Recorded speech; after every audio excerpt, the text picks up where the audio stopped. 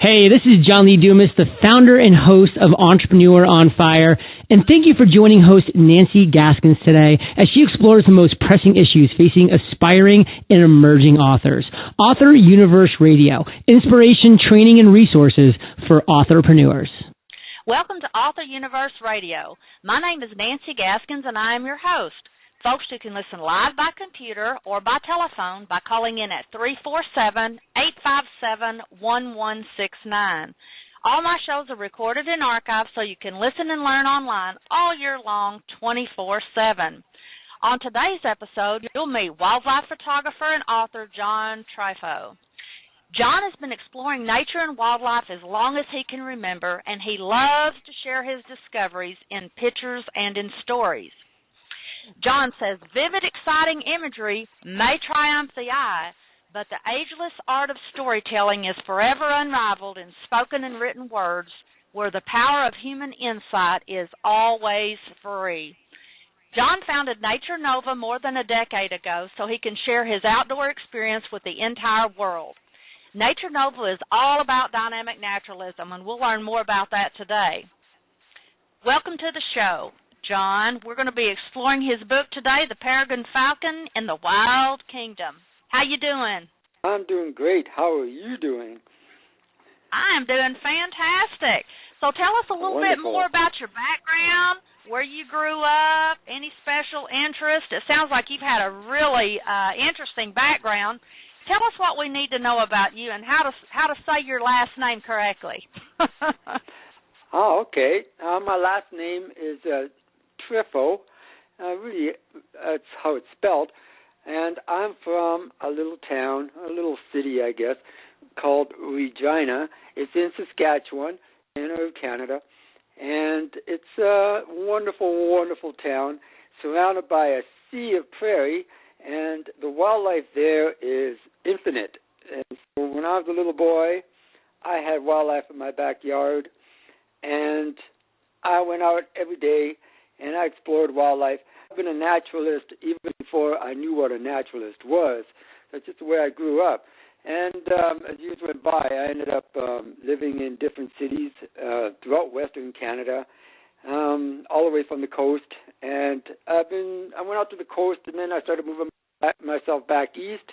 And now I found myself in Toronto, Ontario. So what prompted you to write this book? What's the story behind the story?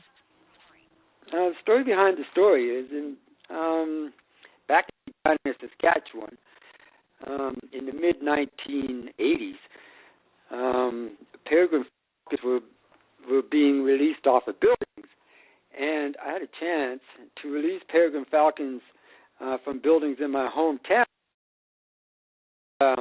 I'd become a bit of a raptor bird of prey aficionado over the years. So I had a bit of a reputation there for taking care of injured birds of prey, learning about birds of prey, photographing birds of prey. Really, I've been pretty much an all-around naturalist, but I've always had a really extra keen interest in birds of prey.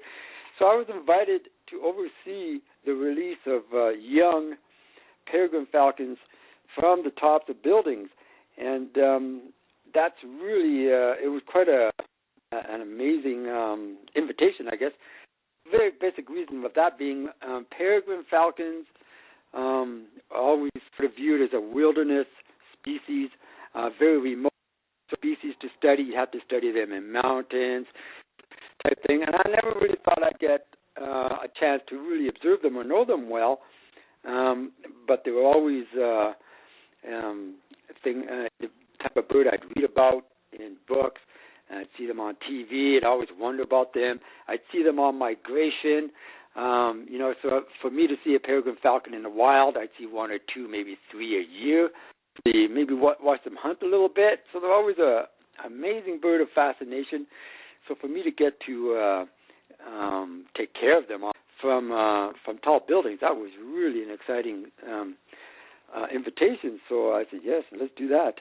Very young peregrine falcons, just a week or two out of the egg, and putting them in a big box on a building. And really the box wasn't so much to keep them captive, it was to protect them from things like great horned owls, protect them from storms, protect them from falling off of buildings, and taking care of them until they were strong enough to try to learn how to fly, and then letting them go. And then once they learn how to fly, I had to watch them because young birds they get into accidents. I have to rescue them, take care of whatever problem they might encounter, and then see them through on their way to their very first migration. That's really what I was doing for several years in Regina.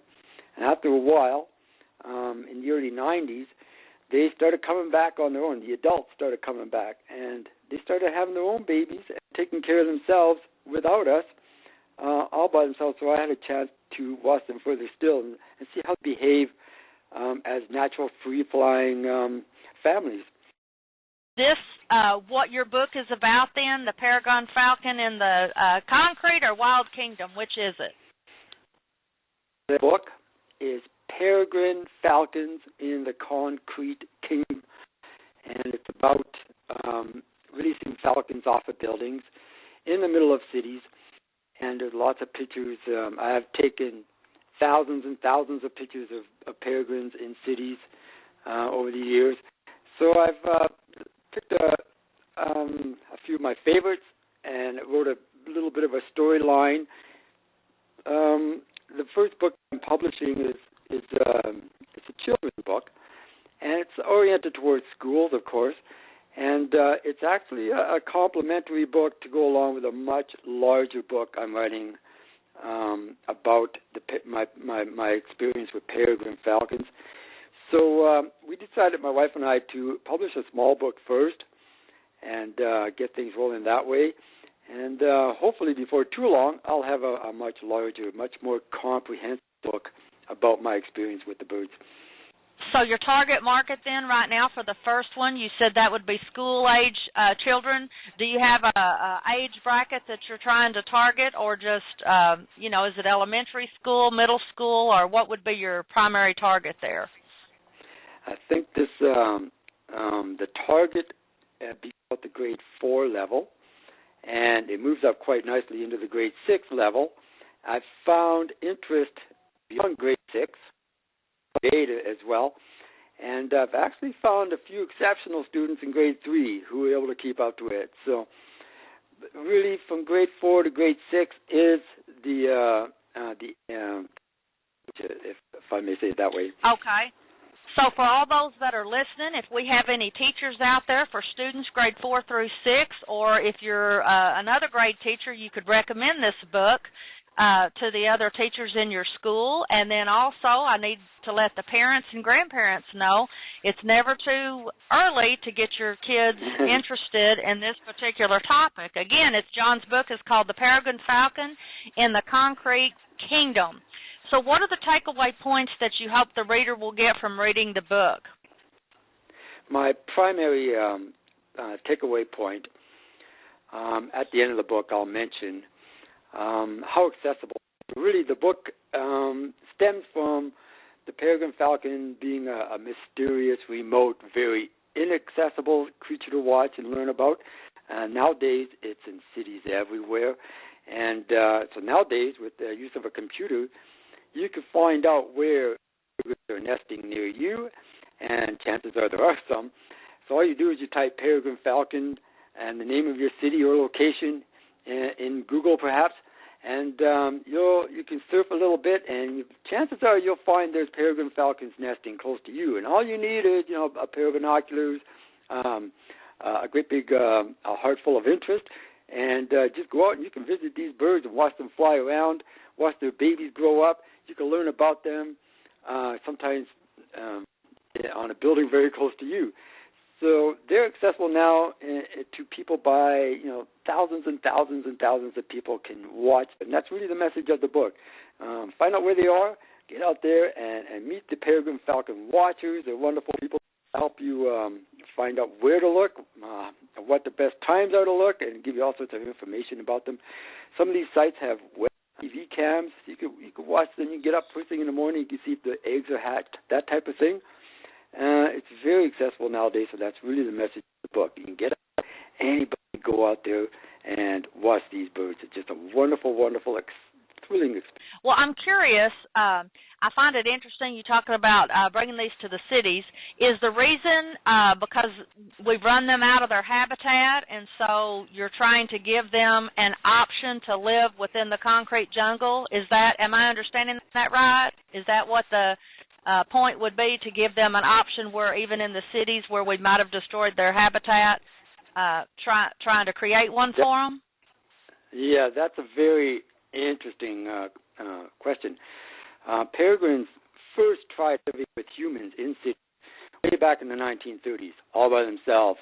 They mysteriously appeared in Montreal, and they stayed there for almost 2 decades. And eventually, they did start having their own babies and hatching their own eggs, and they became world famous.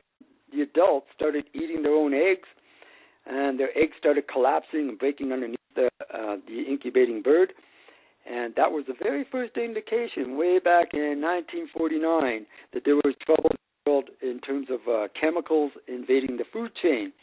And of course, the story of DDT and its breakdown constitutes became really, really well known, and DDT was banned.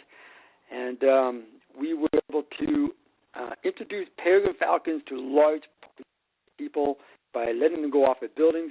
We knew they wanted to be with us, and we knew they could adapt to living in the city. So we kind of took advantage of that, and we did indeed increase their numbers worldwide. A new problem today is there's a brand new chemical out there, very insidious one, very much like DDT. It's found in fire retardant application, furniture and whatnot to help them burn less quickly.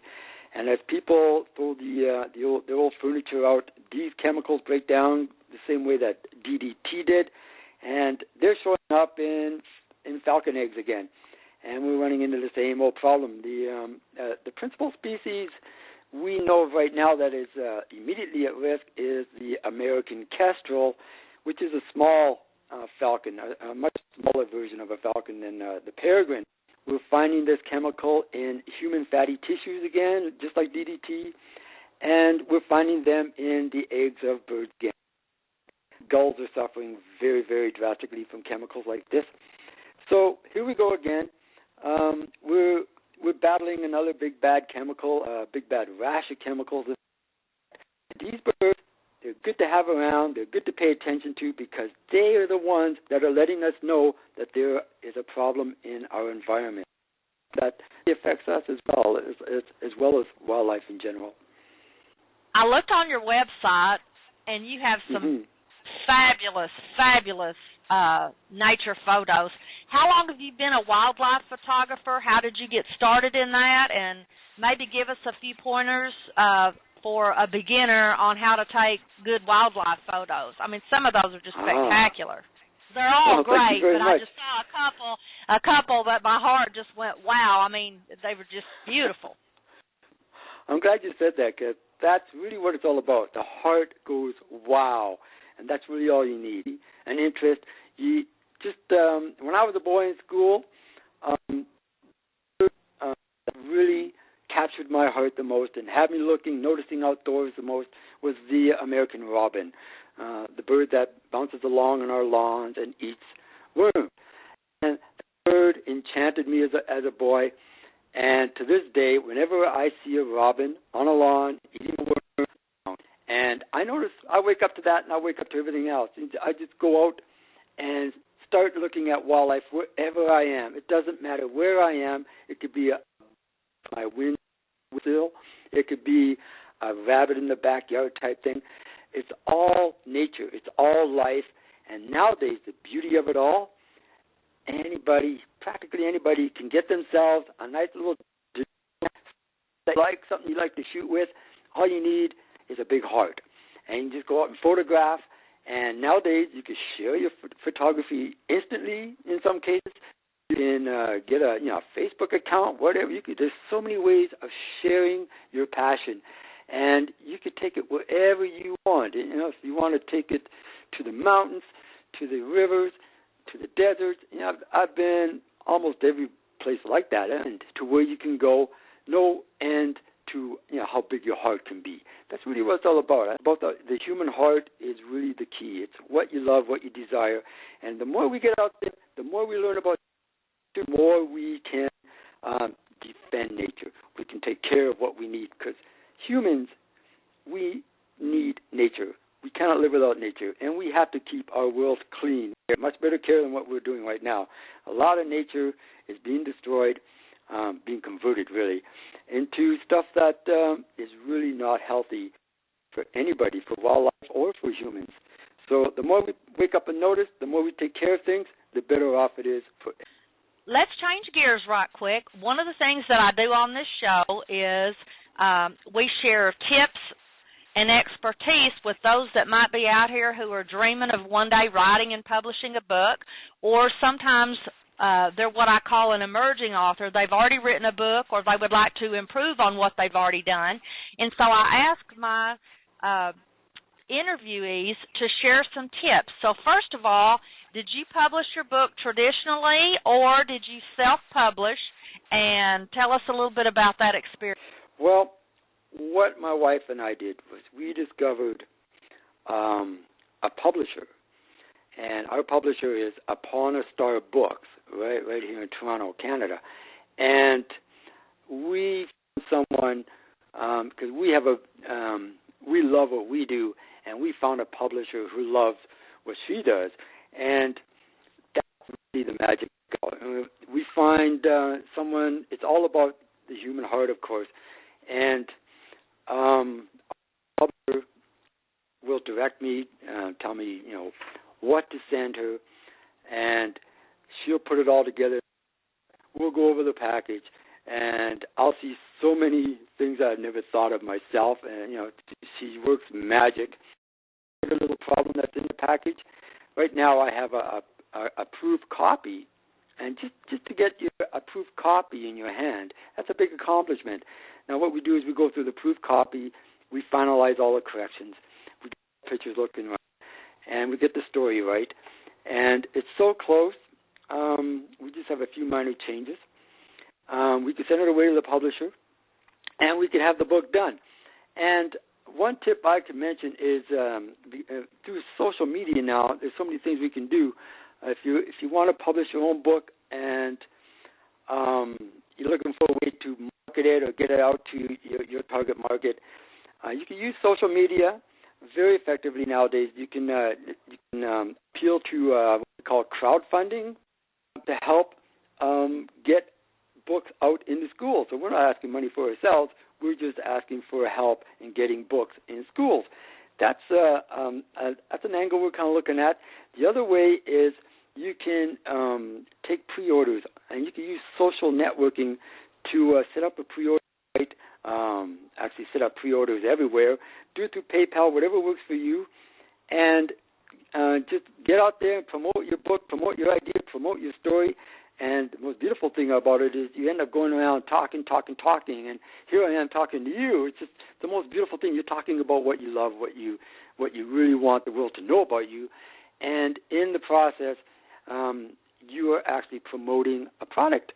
And once you look at it as a product, you can fund the let's say the stockpile of your product through things like crowdfunding, through things like pre-ordering. So the more pre-ordering you get, the more you can stockpile yourself. And the more you stockpile yourself, the more you can go out there and deliver your product to the world. So these are just a couple of ways we can kind of look at getting the book out there. Now, the bigger strategy is I'm working on a very, very big book about peregrine falcons. So really, this children's book I just wrote, it's a complementary addition. It's a companion to the big book I'm writing. So at some point, I hope to have a very large compendium of everything I've been doing with peregrine falcons. And when you buy that book, you'll also get a complimentary edition of the little book that I just wrote right now. Well, I'm sure you've learned quite a bit through your experience here. If you had to do it all over again, can you tell us maybe something that you would do differently or the same based on what you now know? I think the only thing I would really do differently is I would start much sooner. I would entertain no delays, knowing what I know now. Yeah, just go. If anybody out there with an idea, just do it. Just do whatever you can. And work at it little bit by little bit if you have to. Get up an hour early in the morning if you have to. Just get it done and get it out there. And always, in the forefront is the idea of you're going to do another one. That's the driving point. I always had, I'm going to do, one book, then I'll do another.